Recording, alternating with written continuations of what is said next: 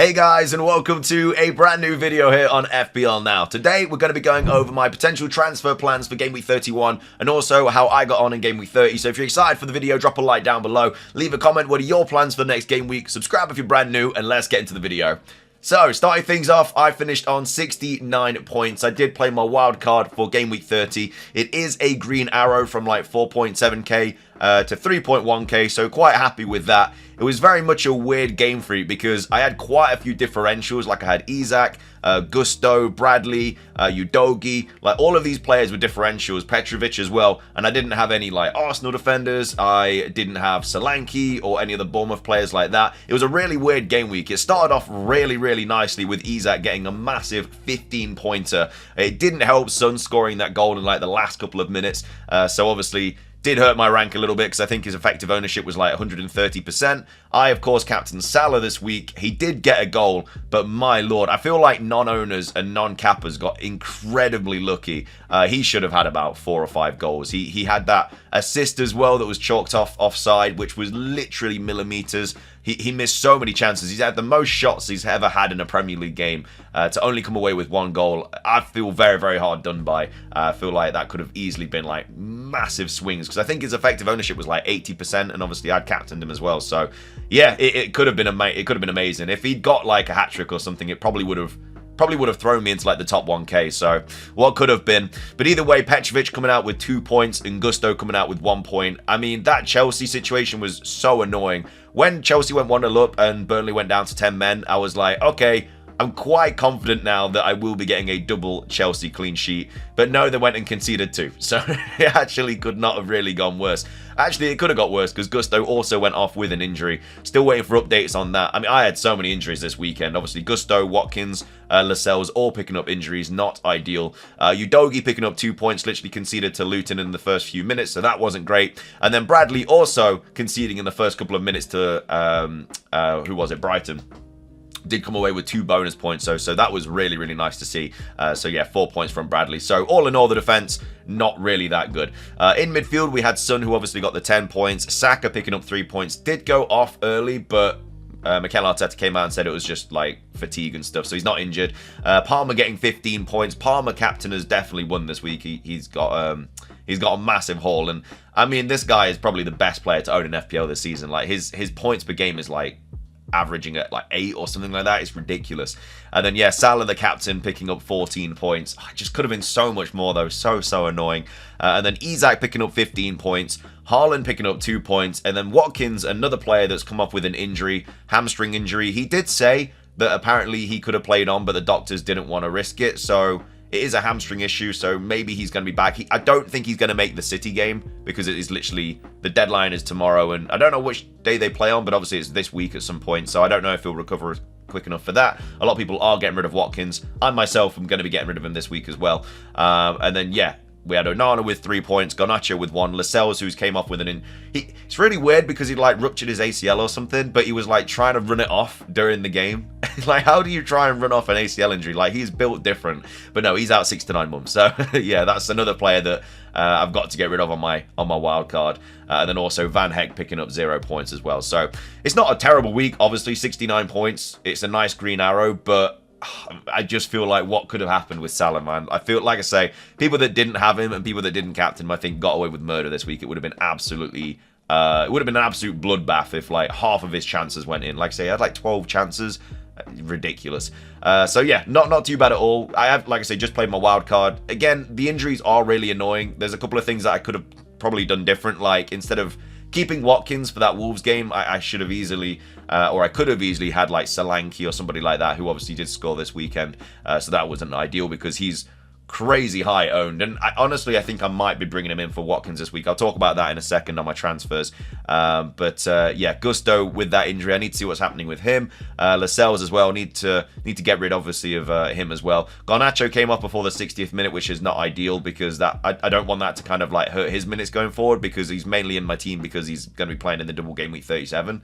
So there's a lot of things that have definitely gone wrong on this wild card, but you know, not everything can go right. There's a lot of injuries kind of like plaguing football right now, so yeah, hopefully we we do get some good news throughout this weekend. Like Gusto is fine, but yeah, Lascelles obviously is out, so I have to get rid of him regardless. Anyway, let's move on to the transfers for game week 31. I've got 0.2 mil in the bank. Obviously, I've got one free transfer, and I think my biggest issue this week is getting rid of Watkins, either for Darwin or Solanke or Tony. I think those are like my three main options, really. I don't really have enough money to get rid of Lascelles. Like, I mean, one player that I could bring in is Livramento. I think he's 4.1. I think I can just bring him in. He's obviously a doubt as well. I think he should be fine, but that is one transfer that I could potentially make.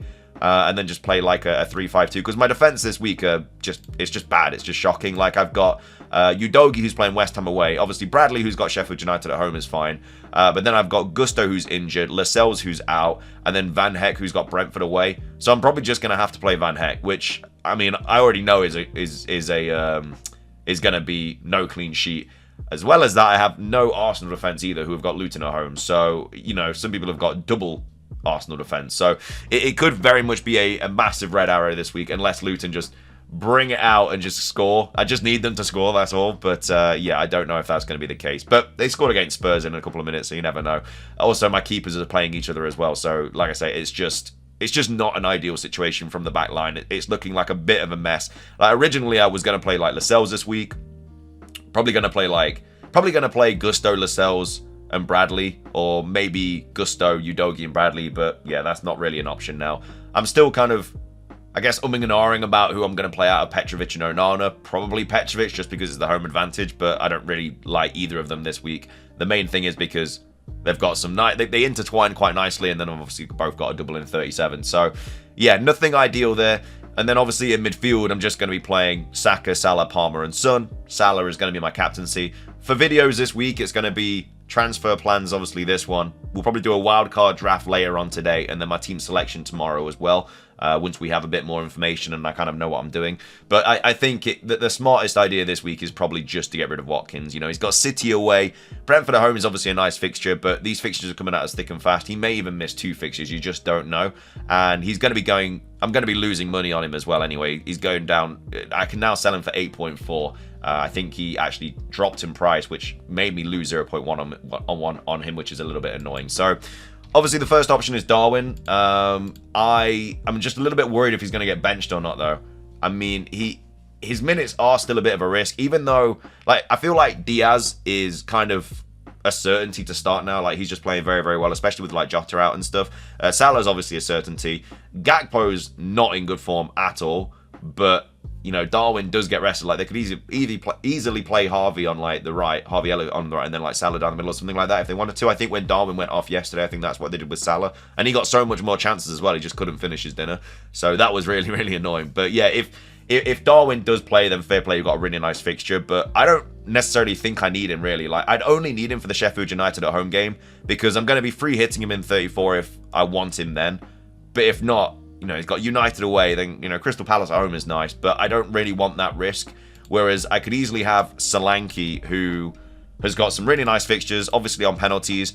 I can free hit him in 34 if I wanted to get rid of him before that. And yeah, I just think that he's a really nice option to have this week. And plus, it gets me a little bit more money. It puts me down to it puts me up to 1.4 mil. And with that extra money, it just allows me to kind of sort the defense out a little bit. I could even take a hit this week and bring in like an Arsenal defender, but I just feel like that's so counter-productive because I literally just got rid of Gabriel on my wild card. Plus, I'd only really want Gabriel for that fixture anyway, because then they've got Brighton away, Villa at home, and then a double that I'd free hit him in. So for me, there's not really much point of bringing him in for a hit just for Luton, because that means he kind of has to keep a clean sheet for me to really make anything from it, and it's just a little bit too risky. Even though they've got very good odds to keep a clean sheet this week, I just don't think it's really that worth it. So if I do bring in Solanke for Watkins, which again I know is also counterintuitive because I literally just got rid of him on my wild card, but I wanted to keep Watkins for one more week because the Wolves at home fixture was really nice. They did win 2-0, but it is what it is. Martinez also getting a 10-point. It was really annoying because I've had him for so long before this wild card, and he'd never got anything like that. And then he goes and gets the one. I knew it was going to happen, but it's so annoying.